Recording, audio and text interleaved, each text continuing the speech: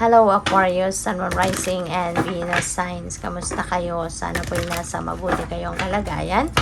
Welcome back po sa Star Tarot. At kung bago kayo rito, welcome din po kayo. Please subscribe, like, share my videos, and leave me a comment kung naka-resonate po kayo. Thank you. So, first message ni Aquarius is trust in the universe or trust the universe, okay? So, magtiwala kayo because when you are trusting, ibig sabihin na parang meron din itong sense of surrender.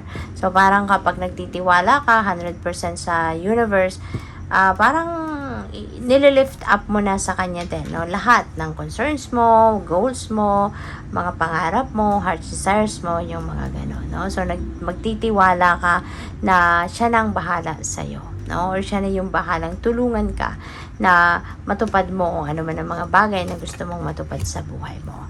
So, we also have forgiveness and understanding. Maganda to kasi lalo-lalo na doon sa mga Aquarius na siguro meron kayong mga hindi pagkakaintindihan with another person.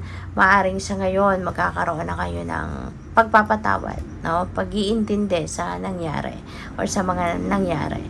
So, maaring mas pipiliin mo na ngayon na magpatawad ka para makapag-move on ka na din sa sitwasyon na yan para wala ka ng bigat sa dibdib, wala ka ng mga resentments, wala ka ng mga worries, wala ka ng stress, 'di ba? So, mas siguro kasi ngayon, mas naiintindihan mo na, nagigets mo na kung bakit nangyari ang mga nangyari, bakit nasabi mo yung mga bagay na nasabi mo, or yung kausap mo, bakit niya nasabi ang mga nasabi niya sa'yo, yung gano'n. So, maybe ngayon, nagkaroon ka na ng realization, ano?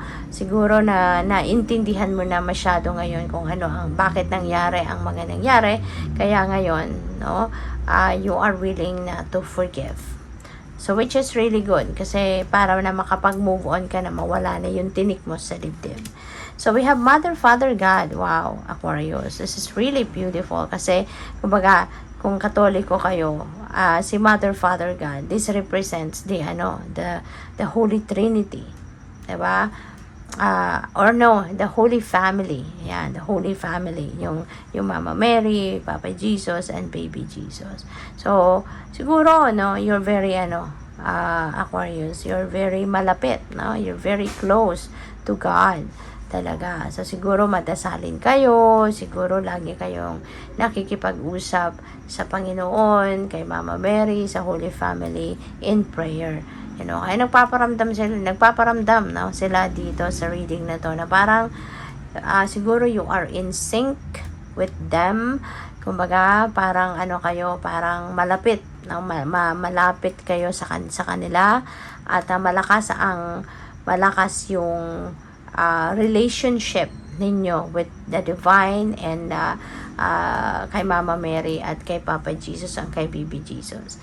At parang abot kamay mo sila, diba? Abot kamay mo sila. Parang the veil between you and them is very, very thin. Kaya siguro yung gabay nila, yung mga mensahe nila para sa'yo, tulong nila para sa'yo, diba? Kung ano man ang hinihingi mo, ay maaring mabilis mong na-access ito, mabilis mong nararamdaman, yung support nila sa'yo, yung pagmamahal nila sa'yo, yung ganon, no? So, you're very lucky and so blessed. So, tingnan natin kung ano pa ang mga messages para sa'yo. And maraming salamat for subscribing. And if you haven't subscribed yet, subscribe na po kayo. And also, maraming salamat din for not skipping the ads kasi malaking bagay po yan sa akin. Thank you. And kung gusto po ninyo mag-join sa membership, just click the join button po sa baba ng video. Thank you. So, napakaganda, Aquarius. No? The goodness talagang continuous dito with the sun energy. See, the sun kasi, this signifies happy outcome. Magkakaroon dito ng magandang resulta, mga ginagawa ninyo, magkakaroon kayo rito ng tagumpay, at ang tagumpay na yan, iba-iba, depende yan sa inyong sitwasyon. It could be financial success, material success, maaari magtatagumpay din kayo ngayon sa mga effort na ginagawa ninyo para sa inyong pamilya, para sa inyong relationship, mga ganon. Tsaka yung sun, 'di ba, maliwanag siya. Kaya yung buhay mo ngayon parang magliliwanag na din.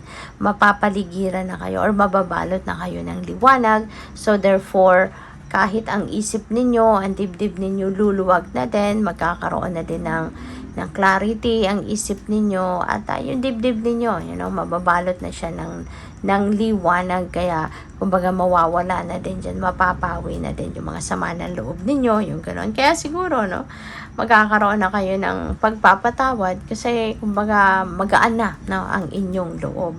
Wala na yung negativity in there. So there could be also brilliant new ideas, na maaring mag-arise, pumasok sa isip ninyo, at maaring yan din ang isa sa mga magiging susi ng inyong pagtatagumpay sa kung ano man ang inyong mga gagawin. So we also have the Knight of Fire. Ayan. So Knight of Fire, this is also a fast-moving energy. Kaya maraming mga bagay siguro dito ang pwedeng bigla ang mangyayari. May mga sitwasyon dito na biglang susulpot na lang. Mayroong mga opportunity dito na bigla na lang susulpot din sa buhay ninyo. Yung mga ganun ba? So, this is kumbaga, parang every second matters dito, wala kayong dapat na sayanging oras, wala kayong dapat na sayanging pagkakataon, kumbaga, 'di ba? Lahat ng mga mangyayari or pangyayari sa buhay ninyo rito could be like napakahalaga.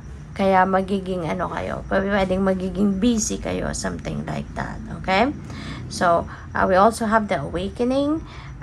Sabi dito, look at things from a different perspective. Okay? Maaari kasi na time din ito para sa inyo na magnilay-nilay kayo, magmuni-muni kayo kasi stagnant energy ito So habang may mga na-experience kayo mga delays, siguro may mga na-experience kayo mga blockages sa mga ginagawa ninyo, kaya kumbaga magkakaroon kayo ng temporary pause sa mga ginagawa, mayroong temporaryong pagtigil, at maaring yan ay paraan ng universe para kayo ay makapag-isip. Paraan ng universe para kayo magkaroon ng oras na makapagmuni-muni, makapagnilay-nilay, makapag-get in touch sa soul ninyo. Kaya maaring temporarily, magkakaroon muna ng standstill, kumbaga, sa inyong mga sitwasyon. Okay? Kasi kung lagi nga kayong busy, lagi kayong merong iniisip, diba? So, talagang hindi ninyo, minsan, kapag sobrang busy tayo, parang nagkakaroon tayo ng disconnection sa sarili natin. Kaya minsan, nasasabi natin na parang hindi ko nakilala yung sarili ko, Kaya before kayo dumating, sa pagkakataong ganyan, eto na, to the rescue na si universe. To the rescue ng Panginoon, at magkakaroon dito ng mga pansamantalang pagtigil para magkaroon muna kayo ng time para sa sarili ninyo. Okay? So, good luck. Thank you for watching. Love and light. Namaste.